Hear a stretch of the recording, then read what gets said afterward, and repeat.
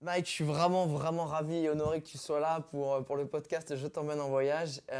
J'ai envie de rentrer directement dans le vif du sujet parce que euh, je sais que tu pars, que ça t'anime, que tu aimes partir explorer et que tu as une motivation sans limite. Mais moi, la question que j'ai envie de te poser, c'est pourquoi tu pars explorer? Pourquoi tu vas là-bas? Qu'est-ce que tu vas chercher? Je pense que chacun de nous recherche la même chose dans la vie. Et puis, c'est tout simplement d'être heureux, de faire des choses qui nous excitent, qui ajoutent une valeur à notre vie, qui ne nous tirent pas vers les bas. On n'est non plus les gens qui aiment souffrir, on est plutôt des animaux, des animaux de confort. On recherche ça. Et puis, ce n'est pas seulement un confort physique, mais aussi mental et physique. Et puis, à travers un peu des activités qui, des fois, un peu dures, un peu risquées, on a aussi ce sens d'être vraiment vivant. C'est pas quand on est assise dans un fauteuil tranquille qu'on pense qu'on est vivant. C'est pour ça, en fait, je fais ce que je fais, tout simplement parce que ça me rend heureux. Et tu sais, aujourd'hui, il y a souvent les jeunes, ils se lassent très vite, ou il y a un manque des fois de motivation de faire les choses. Comment tu fais pour toujours avoir cette motivation? On a l'impression qu'il est inépuisable. C'est quoi finalement le conseil que tu donnerais à des jeunes pour ne pas manquer de motivation? Parce que souvent ils ont ouais, j'ai envie de le faire, mais j'ai la flemme. Oui, mais c'est sûr que si tu dois te motiver pour aller bosser tous les jours, c'est là où il faut plutôt changer du travail parce que tu fais des choses que tu n'as pas vraiment envie de faire. C'est sûr que dans la vie, on ne peut pas seulement faire des choses qu'on a envie de faire, autrement la vie est trop facile. Il y a une grande partie de notre vie qui est occupée par des choses qu'on n'a pas vraiment envie de faire, des choses qui sont difficiles, des choses qui sont engagées, des choses qu'on n'aime pas, des choses qui ne sont pas confortables. Mais cette partie de la vie est aussi intéressante que l'autre partie où tout est bien, où tout est facile. Il y a beaucoup plus de valeur, en fait, de faire des choses qui est plus difficile à faire, parce que c'est fait par moins de gens. C'est-à-dire que nous, on vit souvent juste dans un quart de notre vie où on fait des choses qu'on a envie de faire, mais notre vie n'est pas équilibrée. Et dès qu'elle n'est pas équilibrée, c'est là où il faut trouver la motivation de vivre, parce qu'elle n'est pas intéressante, la vie n'est pas intéressante. Et c'est pour ça, moi, je pense que la motivation, c'est la plus grande connerie que des Américains ont inventé en pensant que, écoute, il faut penser positif, il faut rester motivé. Mais pour moi, dans la vie, je crois dans une discipline de vie. Et quand on est discipliné, c'est là où on peut devenir motivé. C'est à travers une discipline. Moi, à l'intérieur, la tente, en moins 50, en moins 60, je ne suis pas motivé pour sortir, pour tirer un luge qui pèse 250 kilos. Mais je suis discipliné. Et avec cette discipline, je deviens motivé et j'ai une pensée positive parce que j'avance. Et si on te demandait d'écrire un livre scolaire destiné aux adolescents, où tu mettrais des règles qu'ils doivent suivre pour leur bien, qu'est-ce que tu mettrais dans ce livre Le scolaire? premier truc que je dis, mais tu es qui tu es. Et puis, tu ne peux pas être quelqu'un d'autre. Et chacun de nous est unique et chacun de nous a un talent que les autres n'ont pas. Ça veut dire que de comprendre que toi aussi, tu as une valeur. Okay. Ça, souvent, on ne le dit pas. Ouais. Il faut valoriser la personne, les la jeunes. personne, ouais, toi-même. Et puis là, tu crois en toi-même. Il y a beaucoup d'ados qui ne croient pas en eux-mêmes. Ça veut dire qu'ils font des conneries, ils cassent, ils ne vont pas à l'école, ils font des mauvaises notes, juste pour attirer un peu l'attention.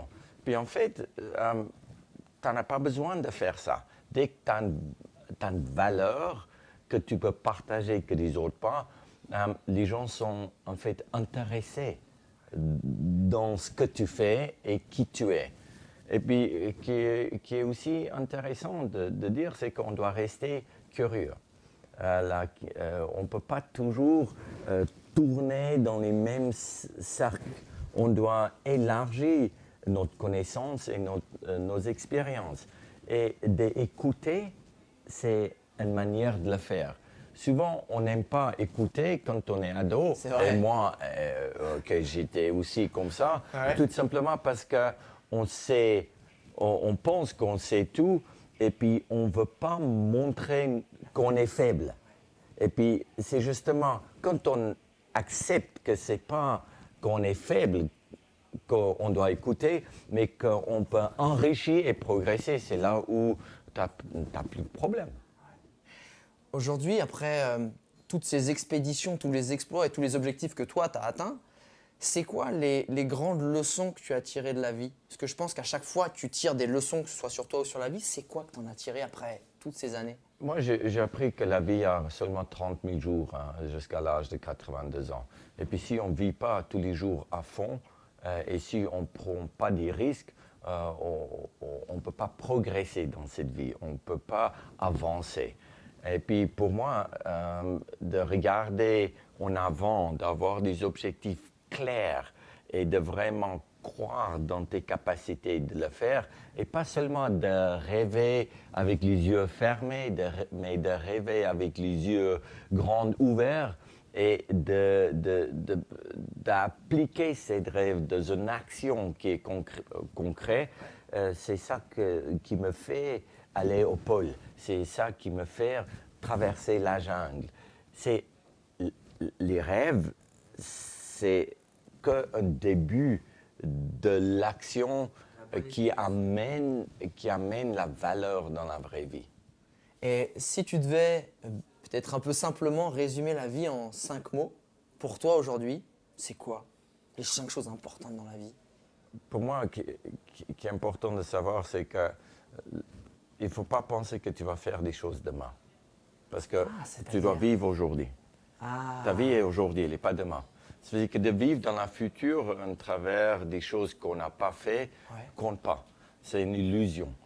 On peut seulement baser notre vie et notre connaissance et l'expérience sur du vécu, des choses qu'on a fait. Ça, c'est le premier truc. Ça veut dire que tu vois la vie comme il est, en réalité. Il est réel. Parce que c'est tout ce que tu as à l'intérieur de toi qui te donne une valeur. Pas des choses que tu as envie de faire, mais des choses que tu as fait. Après, le deuxième truc que tu dois faire, c'est que tu dois t'entourer avec les gens qui soutiennent et qui te poussent vers l'eau. Et que toi, tu pousses vers l'eau, parce que c'est là où tu crées cette énergie qui te fait avancer dans la vie.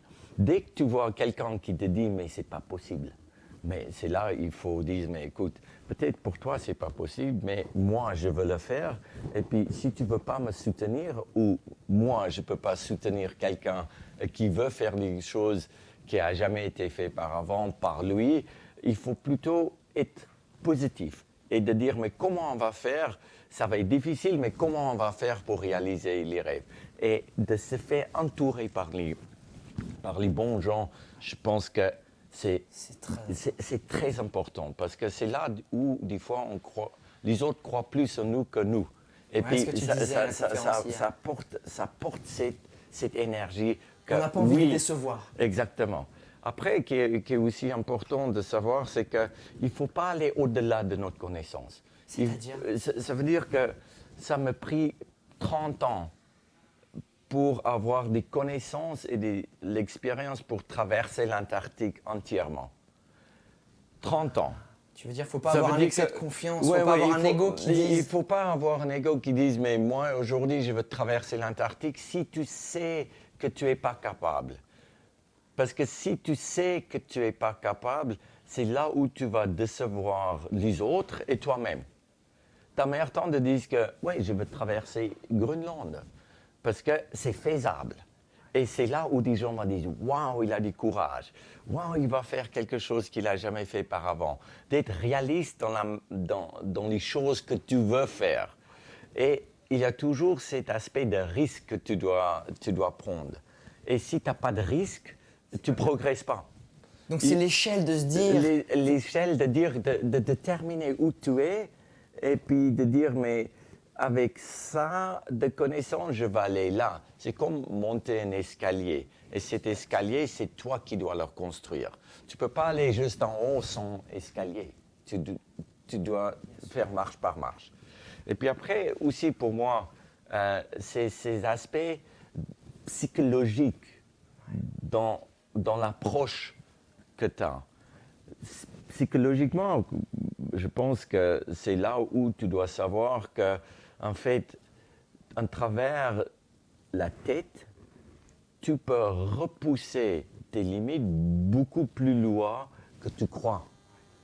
Et puis, quand tu crois en toi-même, c'est là où, en fait, tout ce que tu penses, c'est un produit positif qui te tire dans les moments forts. Et puis après, si tu as un aspect psychologique fort, tu vois qu'en fait, 80% des choses passent dans la tête et pas dans ton corps.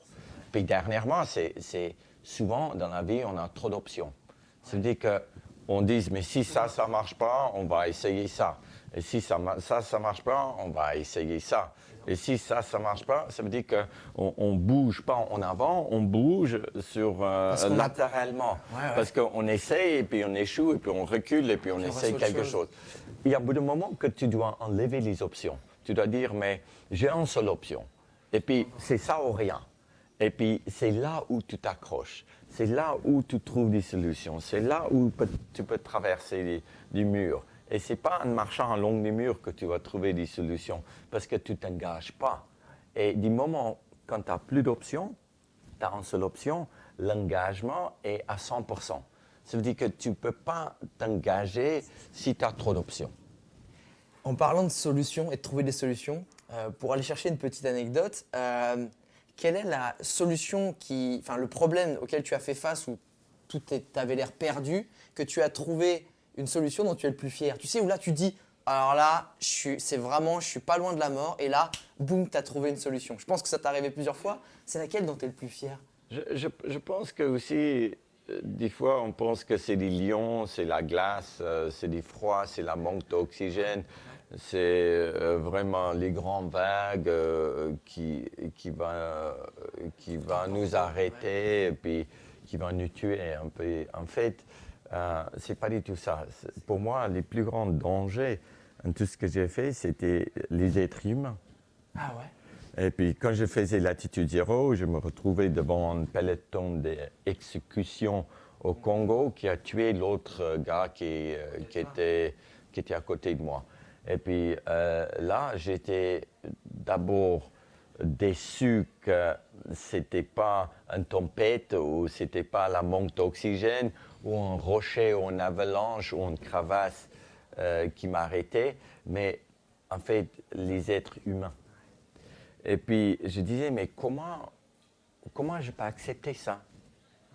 Dans ma tête, j'ai pensé, comment je peux accepter que je pensais que c'était la nature qui était dangereuse, mais en fait, je vivais avec le plus grand danger à côté de moi.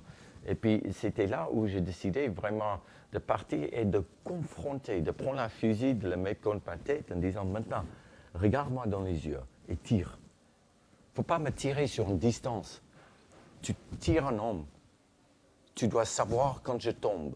Quand tu tires, tu dois prendre ma main. Et tu dois voir la vie qui va sortir de ma vie. Tu n'as pas le droit de prendre ça. Et puis, ces moments quand tu confrontes la vie face à quelqu'un et tu le fais comprendre qu'en fait, il fait une erreur, j'ai été fier de moi. Parce que normalement, à ce moment-là, on accepte. Ouais, tu te dis, bon, bah, c'est fini. C'est fini. Mais jamais tu dois accepter quand quelqu'un d'autre veut avoir une influence sur ta vie. Si c'est un animal ou une tempête ou une crevasse, C'est le destin. C'est le destin.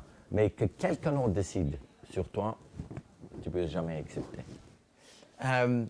J'aime bien finir mon podcast avec 2 questions. Ouais. Si je te donne les clés de la DeLorean, tu sais, dans le film Retour vers le futur, ouais, pour revivre un seul instant de toute ta vie, pas forcément le plus fou, pas forcément le meilleur, mais si tu pouvais revivre un seul instant dans ta vie, ce serait lequel? Que ce soit en expédition ou ailleurs. Ouais, je pense que pour moi, il y a plusieurs moments que je veux vraiment vivre. Mais pour moi, c'est des moments quand tu arrives au sommet d'une montagne et tu perds, tu perds cons- la conscience. C'est ces moments où tu le perds, c'est presque magie. Tu vois, c'est ces moments quand tu dis, mais je sors de mon corps et je vois mes mouvements comme une deuxième personne qui est... Tu as l'impression de te voir toi. Toi-même, ouais. Et ça, c'est quand même incroyable parce que, en fait, on est toujours qu'une seule personne, tu vois. Et là, tu as l'impression qu'il se passe quelque chose. Tu as l'esprit qui en L'âme fait, qui sort.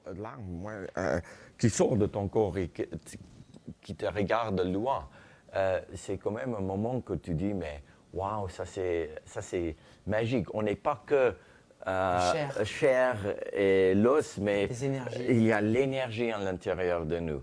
Et cette énergie se bat pour rester vivant. Ce n'est pas la gueule que tu as, ou les habits que tu portes, ou la voiture que tu roules, ou les copains que tu as. C'est là qui vit à l'intérieur de toi. Dernière question. Si tu dois résumer ta vie en une citation, une punchline ou une phrase de ta création, ce serait laquelle? J'ai plusieurs petites citations, mais je pense que pour moi, je dis toujours l'impossible, il existe. Et il faut être bien conscient que l'impossible existe. Mais il existe jusqu'à ce que tu trouves une manière de le rendre possible. Il ne faut pas juste regarder l'impossible comme quelque chose qui est impossible. En fait, dès que tu es motivé par une idée, c'est là où l'impossible, il n'existe plus, parce que tu as envie de faire quelque chose. Et puis, comme je dis toujours, en fait, si tes rêves, ils ne te font pas peur, qu'ils ne sont pas si grands. Il faut rêver grand. Et puis, il faut oser. Dans la vie, si tu n'oses pas, tu ne vas jamais savoir. Mike, merci beaucoup pour ton temps, merci beaucoup pour toutes ces réponses, ça fait vraiment très plaisir. Merci beaucoup.